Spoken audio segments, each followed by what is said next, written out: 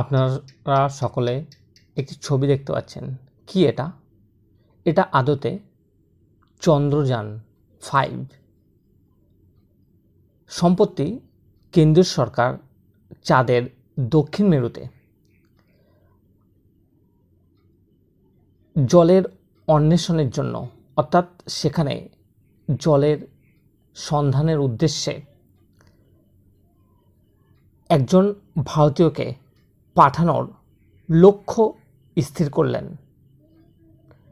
এই মিশন বা লক্ষ্যটির সম্পন্ন হবে চন্দ্রযান 5। এটিতে দুটি দেশের সমন্বয়ে, অর্থাৎ আমরা বলতে পারি ভারতের ইসরো এবং জাপানের জাক্সা নামে দুটি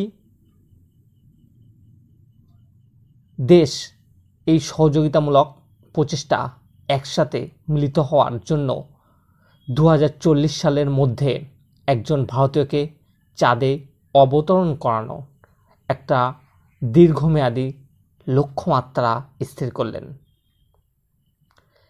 এই যে বললাম যে চন্দ্রযান 5, এতে কি কি থাকবে? এতে থাকবে 250 কেজি ওজনের একটি রোভার, যেটা চন্দ্রযান 3-তে ব্যবহৃত হয়েছিল মাত্র 25 কেজি ওজনের প্রজ্ঞান। তার বদলে আরও একটি উন্নত আপগ্রেড অত্যাধুনিক পদ্ধতিতে প্রস্তুত 250 কেজি ওজনের রোভার। এটি কি করবে? এটি চাঁদের দক্ষিণ মেরুতে বিশেষ করে যে স্থানগুলোতে